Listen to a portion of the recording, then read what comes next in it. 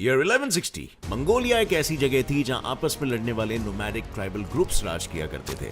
Year 1162 Mongolia के lake Baikal के पास जन्म लिया एक ऐसे योद्धा ने जिसने पहली बार पूरे मंगोलिया को एकजुट कर उनके सबसे बड़े शत्रु चाइना को हराकर ऑलमोस्ट पूरी तरह से कब्जा कर लिया। साल 1221 गेंगिस खान इंडस नदी के किनारे पर खड़ा है, भारत के सीमा के बहुत नजदीक। अगला निशाना हो सकता है भारत, लेकिन भारत से मुड़के वो वापस चाइना की ओर चले जाता है। इन सारे घटनाओं ने एक साथ मिलकर रंगी है इतिहास की सबसे पुरानी बदले की कहानी, एक ऐसी कहानी जिसमें बदले की आग ने छोटे लड़के को विवश कर दिया। पूरे kingdom of western Xia, Jin dynasty, Karakhitai empire और ख्वारिज्मिया एम्पायर को घुटने टिकाने पर। साल 1206 मंगोलिया, जिस पर सदियों से कई चीनी शासकों ने आक्रमण किया, लूटा और पूरी तरह से तबाह कर दिया। ये मंगोलिया के इतिहास का सबसे काला दौर था। एक मंगोल अपना अपमान कभी नहीं भूलता, और ये वो दौर था जब से मंगोलिया का हर योद्धा, हर चीफ के जिंदगी का इकलौता मकसद था चीन की बर्बादी। बट यार, किसी इंसान में बदले की भावना इतनी डीपली रूटेड कैसी हो सकती है? गेंगिस खान ने अपनी जिंदगी में बदले को पूरे करने के लिए ही सारे काम किए, और पैराडॉक्सिकली इसी से वो सक्सेसफुल बना। सो क्या हमें भी इससे कोई फायदा हो सकता है? वेल, एक स्टडी में पाया गया कि इंसान बदला लेने के लिए मोटिवेट होता है क्योंकि रिवेंज लेते वक्त हमारे ब्रेन का वो पार्ट एक्टिवेट होता है जो प्लेजरेबल फीलिंग देता है, और बदला लेते वक्त या उसके बाद हमारे बॉडी में स्ट्रेस हार्मोन्स जैसे कि एड्रेनालिन और कॉर्टिसोल रिलीज होता है, जिसके बॉडी में नेगेटिव साइड इफेक्ट्स होते हैं, जिसमें मेजर है लॉस ऑफ फोकस, और आपको सही डिसीजन लेने से रोकेगा। अब आपको ये सीख कैसे मिली? खुद गलती करके या दूसरे की गलती से? वेल, अब ऐसे ही सक्सेसफुल लोग, बड़े बड़े बिजनेसमैन और लाइफ कोचेस की गलतियों से सीख के उनके फंडे को अपने लाइफ में इंप्लीमेंट कर सकते हो। इसमें एक प्रॉब्लम थी। मंगोलिया के ट्राइब्स 1206 के पहले आपस में बटे हुए थे और उन सब में कोई एकता नहीं थी। अब समय के पहिए को थोड़ा सा घुमाते हैं और साल 1162 में जाते हैं, जब तेमुजिन का जन्म हुआ मंगोलिया के क्लैन के चीफ के घर में। एक ऐसा चीफ जिसका परिवार भी मंगोलिया के सबसे सम्मानित और अमीर परिवारों में से एक है, लेकिन कब तक? ईयर 1171 में तेमुजिन के पिता येसुगे बघातु की मौत हो जाती है।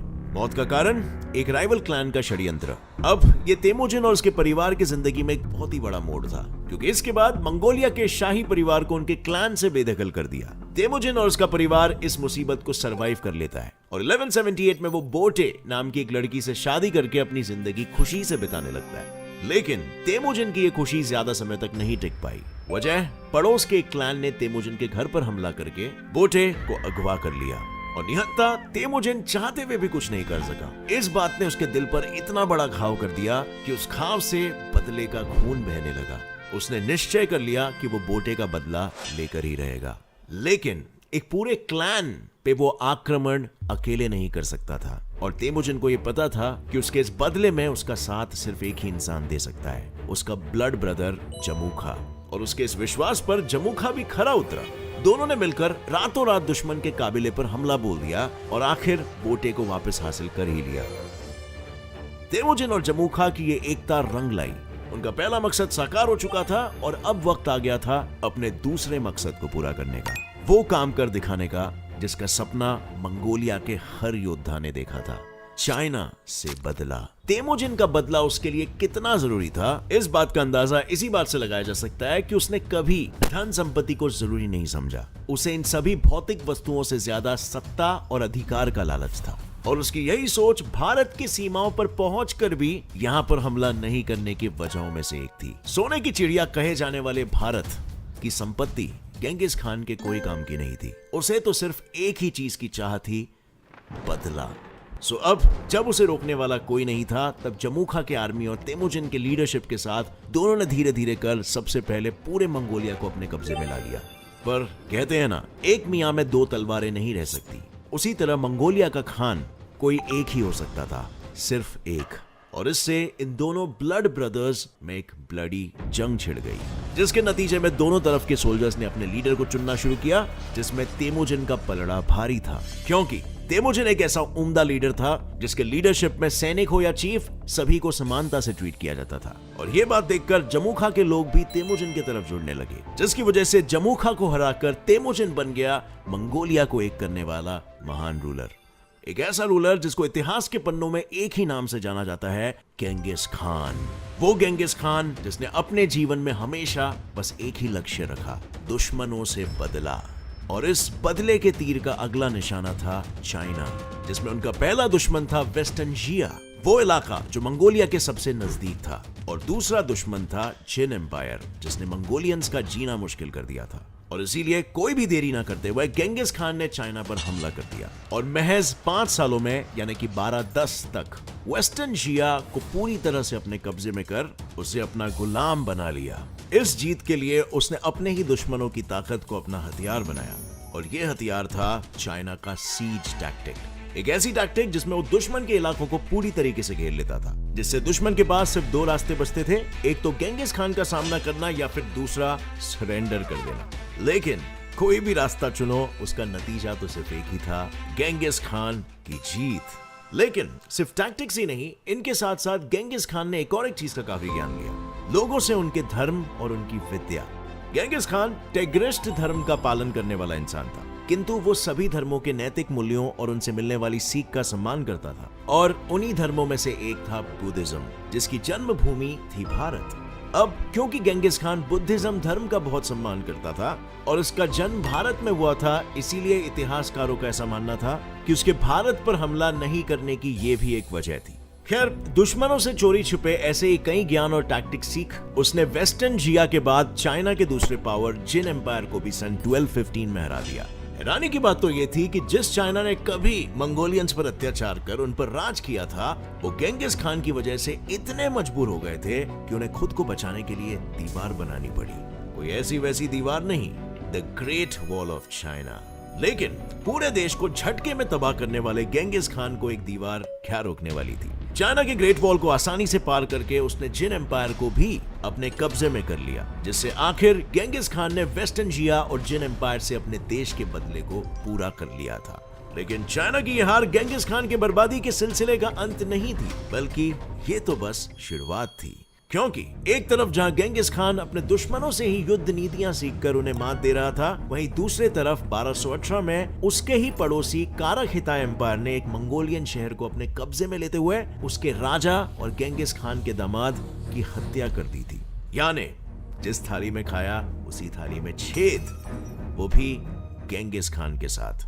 जैसे कि मैंने पहले बताया, एक मंगोल अपना अपमान कभी नहीं भूलता, इसीलिए अपने साथ हुए इस धोखे का हिसाब करने गेंगिस खान काराखिताय पहुंचा। उस पूरे एम्पायर पर हमला कर उसे पूरी तरह से खत्म कर दिया और एक बार फिर से गेंगिस खान ने अपना बदला लिया। बर्बादी और बदले का यह सिलसिला गेंगिस खान को चैन की सांस लेने ही नहीं दे रहा था, क्योंकि अब उसके ही नए पड़ोसी ने उससे दुश्मनी मोड़ ली थी, बिना ये जाने कि इसका नतीजा उस राज्य का विनाश भी हो सकता है। ये राज्य था ख्वाराज़म एम्पायर, जो काराखिताय के बाद मंगोल एम्पायर का एक नया पड़ोसी बना था। अपने पड़ोसी से अच्छे रिश्ते बनाने और सैकड़ों सालों से ईस्ट और वेस्ट के बीच के बंद हुए पड़े ट्रेड रूट्स को खोलने की उम्मीद से गेंगिस खान ने सन 1219 में व्यापार समिति को ख्वाराज़म एम्पायर भेजा, वो भी एक बार नहीं बल्कि 2 बार। लेकिन कहते हैं ना, जब अंत सर पर हो तब इंसान के सोचने समझने की क्षमता कम होने लगती है, और इसीलिए तो मंगोलिया और ख्वाराज़म के रिश्तों में मिठास लाने वाले प्रस्ताव पर वहां के शासक अलाउद्दीन मुहम्मद II ने शक करके भारी सभा में उन्हें बेइज्जत कर उनकी हत्या करवा दी। एक मंगोल की हत्या करना गेंगिस खान को राज नहीं आने वाला था, और एक बार फिर दुनिया को मंगोल के खून गेंगिस खान की क्रूरता को देखने का मौका मिला। वो हर हाल में मोहम्मद और उसके परिवार का अंत कर उसे बर्बाद करना चाहता था, और उसने ये किया भी। गेंगिस खान के इसी बदले ने ख्वाराज़म एम्पायर में जो तबाही मचाई, वो इतिहास के पन्नों में सबसे बड़ी तबाहियों में से एक मानी जाती है। इस तबाही के बाद मोहम्मद, जिसे अपने एम्पायर का घमंड था, वो दुम दबाकर भगोड़ा बनकर भाग गया और ख्वाराज़म एम्पायर उनके नक्शे से मिटकर मंगोल का हिस्सा बन गया। इसके बाद पिता की जिम्मेदारियों को अपने कंधों पर लेते हुए जलालुद्दीन ने मंगोल्स को हराने की काफी कोशिशें की, लेकिन इस कोशिश में असफलता के सिवाय उसे कुछ हासिल नहीं हुआ। अपनी इसी असफलता से कोई सीख न लेते हुए जलालुद्दीन ने भारत के दिल्ली सल्तनत से मदद की गुहार लगाई, लेकिन उन्होंने मदद के लिए साफ इनकार कर दिया। अब क्योंकि दिल्ली के सुल्तान ने मोहम्मद के बेटे की कोई मदद नहीं की थी, इसीलिए गेंगिस खान के पास भारत से बदला लेने की कोई वजह नहीं थी और शायद इसीलिए उसने कभी भारत पर हमला करने का विचार नहीं किया, क्योंकि गेंगिस खान वहीं हमला करता था जहां से उसकी कोई रंजिश हो। और ऐसे ही एक रंजिश गेंगिस खान के अपनों ने उसे दी।